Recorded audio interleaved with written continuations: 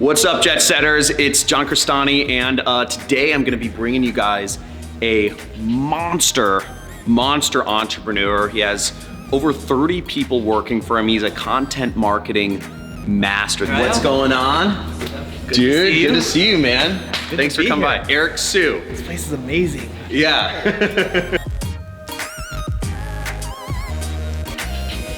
We actually had a little fun. We took a little detour. I showed this guy some really cool moves in VR. You were killing it on Beat Saber, dude. It was amazing. I was sucked in the beginning, but that is a must-have for anyone, anybody. We're gonna go a little bit into his story as an entrepreneur, and also I wanna get some of his like content marketing secrets out of him, because your content is probably seen by tens or possibly even hundreds of millions of people. Yeah, so I wanna get some of his marketing information. So guys, take notes. Were you always an entrepreneur, or was there like a leap you had to make? I think being an entrepreneur is something that's kind of innate. And I got asked this question recently. It was like, you know what, Eric, I looked at your LinkedIn and you had literally like 9 jobs in 1 year, something like that, right? And that I never, because growing up in an Asian family, they don't really tell you to be an entrepreneur, you doctor, lawyer, engineer kind of thing, right? I realized like when you change jobs that many times in 1 year, you're fundamentally not employable.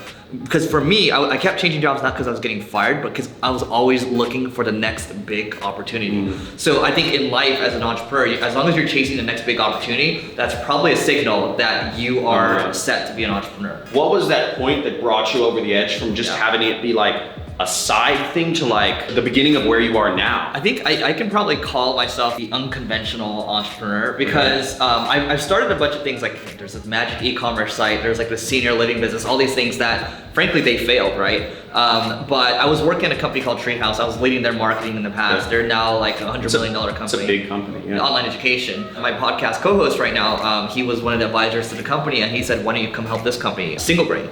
And this company that I have right now, the one that I own 100% of, I actually didn't start. So I came into the company, there was 4 other partners. But you have 100% of it? I have 100% of it. Okay. Yeah, so you know, it was myself, I like to say there's 1 yellow guy and there's 4 Indian dudes. So Neil was one of those, and then the company was failing because Google adjusted its algorithm. So it was previously just an SEO company, and then from there, like a year into it, the company was doing so poorly that I was able to buy the company for $2 out of my pocket, and the rest was paid through the profits of the company.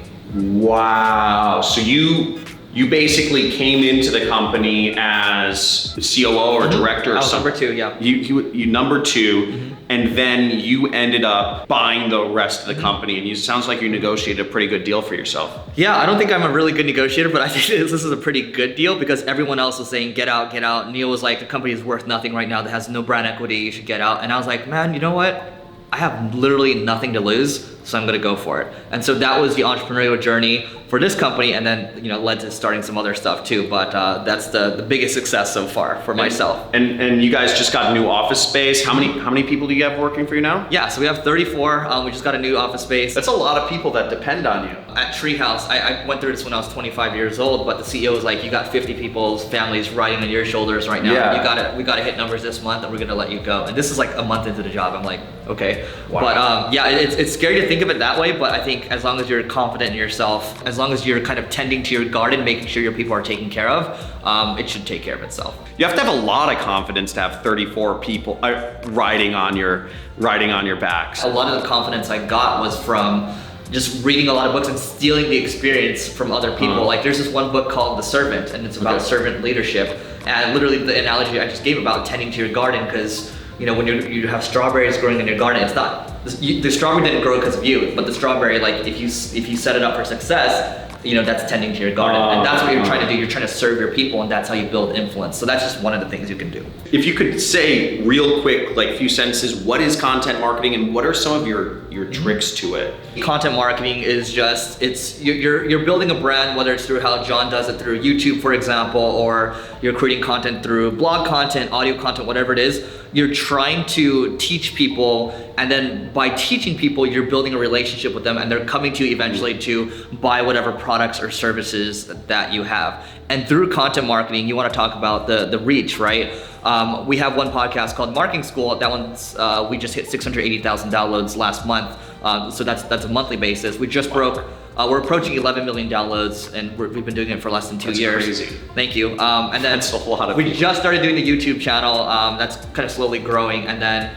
When I first joined Single Grain, the site was getting about 4,000 visits a month. Now we're approaching about 115,000. But what my point of telling you all this is not to brag. Sure, we're reaching millions of people yearly and maybe even monthly too. But the thing is, even with John too, is just all this entrepreneur stuff, all this marketing stuff, whatever it is, it just takes a lot of time to start ramping. And I'm happy to share more stories around that. But content marketing has gotten us clients like Uber, Amazon, Lyft, Salesforce, Nordstrom, and we are building out an outbound team right now, but everything we've gotten so far is all inbound. To somebody who is trying to create an inbound marketing strategy where people are finding, information about them, what would be one big tip for somebody who's looking to get started? There is a difference between when people are writing news content all the time, and there's a difference between evergreen content. So you can say news content or temporal content where you're just writing about a trend, right? So-and-so did something. Like Stormy Daniels or Stormy Daniels. Iran or North Korea, yeah. Stuff like that, right? It's very kind of fly by night, Okay. right? You're just writing on trends. Now, other stuff like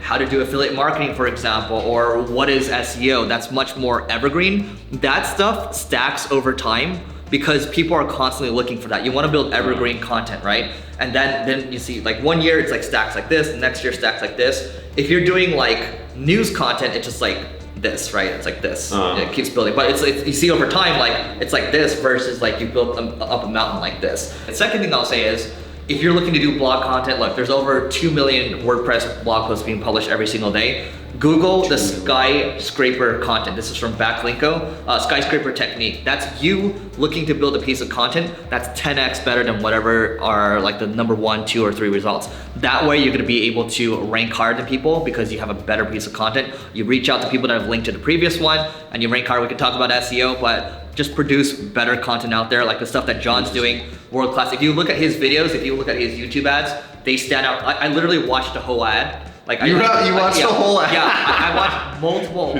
of his stuff. It's freaking amazing, right? But that's what it takes. You gotta like put in the work. And I mean, John, this is kind of a question for you. You spend a lot more time on your videos than the normal person would, right? Yeah. So we've spent. We actually shot a new ad last weekend. We went up to Lightning in a Bottle, and we spent 2 full days filming an ad. It wasn't any of this selfie stuff. We spent 2 full days filming the ad. But even before that, I scripted it out. It took me time to come up with the idea, to script it out. I had to figure out what shots we were gonna get. I made sure we had a drone and multiple cameras. And it's gonna spend a few weeks in editing, and back and forth until I actually release my ad. So, I think about it a lot. Yeah. That's an example, yeah. You're the freaking man. Subscribe to this guy's channel. I'm gonna post some links below this video. I wanna leave you guys with a question for those of you who've made it to the end of the video. And first comment is going to get a free giveaway. Do you want to see me bring in more of my entrepreneur friends to talk about how they made the leap? Is that good, or do you just want to go into the tactics that they do? Which do you prefer? Comment below. First comment's gonna get free giveaway. Guys, subscribe to this guy's channel. Hit the subscribe button for mine. I put a link to his. There's a button. Hit that bell. Hit that bell. Pop, pop, pop. And guys, I will check you out in the next video. Peace. What is it? The move? Boom.